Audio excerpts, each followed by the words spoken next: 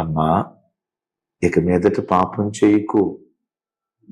యేసయ్య పిలుపులో ఎంత మాధుర్యం ఉందో చూడండి.